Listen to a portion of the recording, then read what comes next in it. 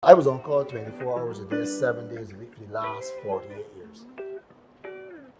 And you got calls at night. I got called. Oh, yeah. Welcome to the Red Couch. My special guest today is a man who is legendary in Barbados, and he is Inspector Wayne Norville. He has just retired after 55 years of serving the animals of Barbados, rescuing them, doing all sorts of great works. I don't know how he's going to be replaced down at the RSPCA, but I want to welcome him to the Red Couch. You are a legend in animal care, and your name resonates across Barbados.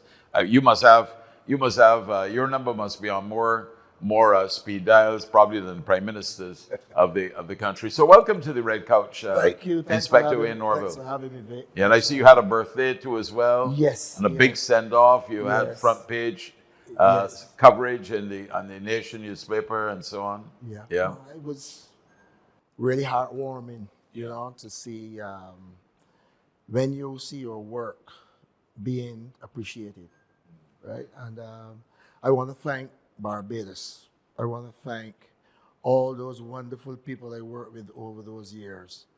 When I look back at when I started at the RSPCA, but my love for animals started long before the RSPCA.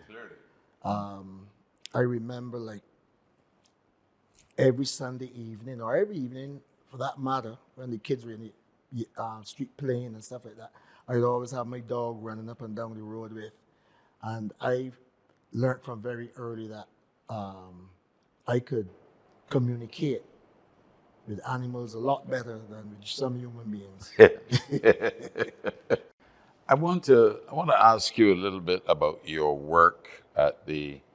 I mean, 55 years is a long time. I mean, that's a whole lifetime. You must, and RSPCA is largely a volunteer organization. I mean, it has to have funding to meet its operational costs and so on. But what you do is really try to protect the animals and look out for them.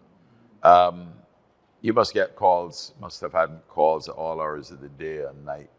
Yeah. You had no set working hours, I suspect. No. I was on call 24 hours a day, 7 days a week for the last 48 years.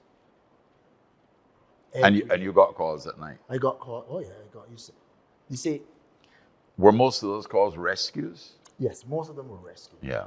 But Injured animals. injured animals on the street. Some were injured, but majority of them were injured. And there's a particular time in the year that you see during the tour season, when the tourists out late and they see a dog or they see a cat, they will call. Now it is everyone will call, because now people have cell phones, and there's someone to call, and they would call. But at the beginning, it was really, really difficult at the beginning, because if you think about having to go to St. Philip for a call, and when you drove to St. Philip, when you get back down to the clinic, there's another call in St. Philip again. In those days, there was no power steering. So sometimes when I get home in the evening, my ankles used to be smoking, from the driving, right? So you all of those are things that I encountered, but the goal was always for the welfare of the animals. That was always my goal. I always wanted people to respect and love them. I'm not saying that everyone is going to have them in their lap and, roll up with them and stuff. We know that's not going to happen. Right. So as you ride off into the sunset, and I wonder if you really are capable of doing that, given your life's work.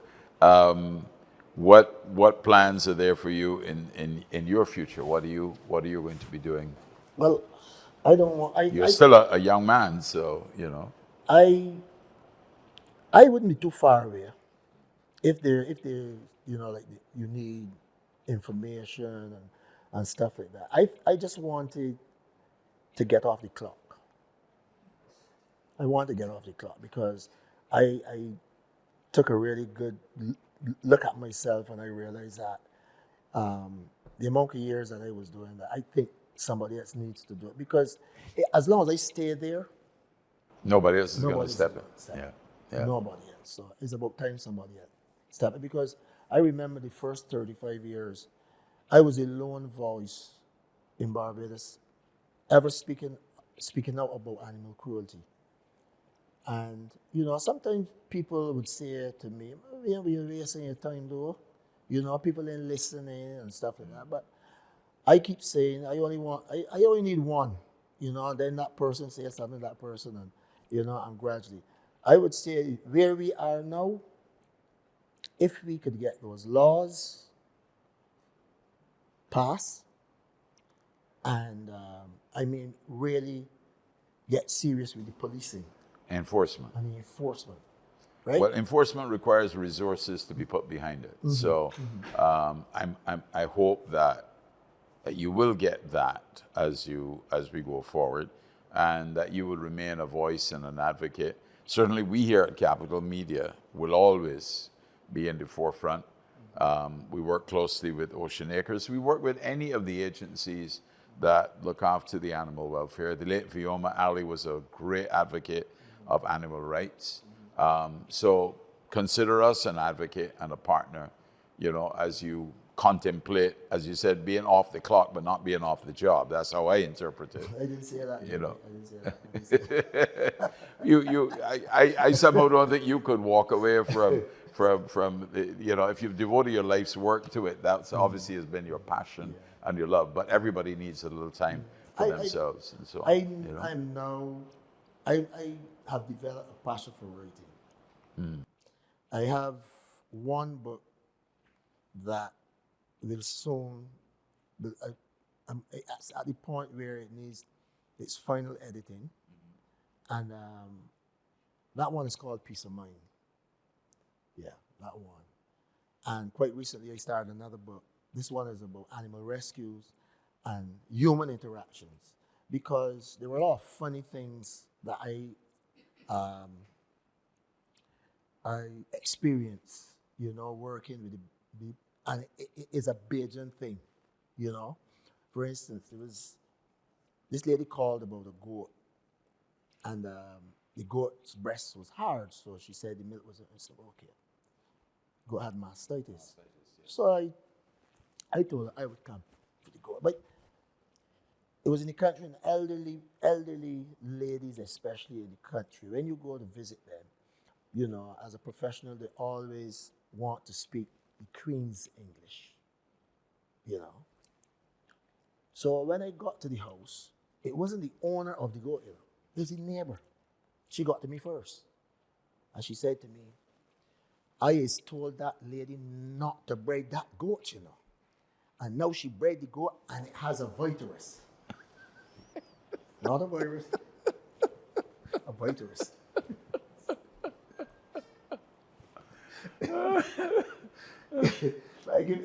I used to speak to schools too, and I went to Eden Lodge Primary School, and I had a talk with the kids and stuff, and the children were very, they were into it. But I had this one little guy, and he was just sitting down staring at me all the time. So after the talk, I just wanted to see if they were paying attention, so I decided to ask a few questions and stuff, So the first little girl put up her hand. I said, you have a pet? She said, yes. I said, what do you do with it? She said, well, I just brush it, I just bathe it, I just feed it, and things. But not to be outdone, another little girl got her, and she basically the same thing. So I said, something, let me include this child, because he's not winking. Yeah. so I pointed at him, and he got her. He said, yes, sir. I said, do you have a pet? Yes, sir. I said, what do you do with it? So he said, well, I feed it and stuff like that. So I said, do you bathe it? He said, sir, you don't bathe fish?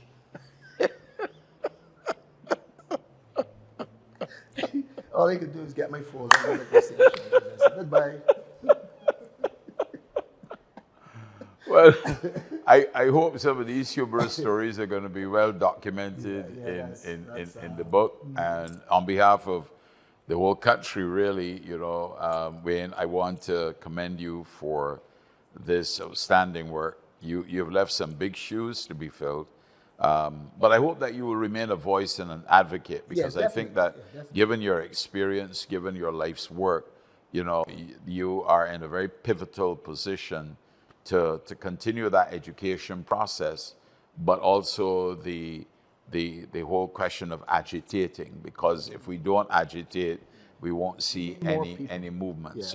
So there has to be that effort to constantly remind those who are the lawmakers and the law enforcers that there are rules and there are laws that need to be followed. And there's also some people who have taken up the cause. I would like them to be a lot more, I don't want to say friendly, but because you know something, it doesn't necessarily mean that everybody knows. And a calming word, is better than to be constantly talking down to people. Catch more flies with sugar than salt. Yeah. All right. I that hear is you. something that I would like people to. I hope you will then continue your advocacy, because it is through advocacy, as I said, that, we will think. And of course, the approach. If you get people's backs up, you're not going to get the cooperation. True. So Correct. Yeah. Congratulations on your life's work. I look forward to the book and to picking up a personalized copy. I love when authors are able to write a little note in them for me, and we at Capital Media would like to have you back to talk a bit more about your life's work on radio too as well. Okay. So it's been an honor and a pleasure. Thanks very much. And I know we've only scratched the surface, so we will come back to this topic, because I'm very passionate about the protection of the rights of the animals. If we don't speak for them, then who will? Yeah? Yeah. So congratulations and enjoy the retirement. Thanks. Plenty sea baths. I hope some traveling and things like that are, Well, I take one at a time. Yeah. For years, I was living my life off of this particular song, "Storms Never Last" by Dr. Hook. Storms never last. But there's a song that you used to play when you used to DJ.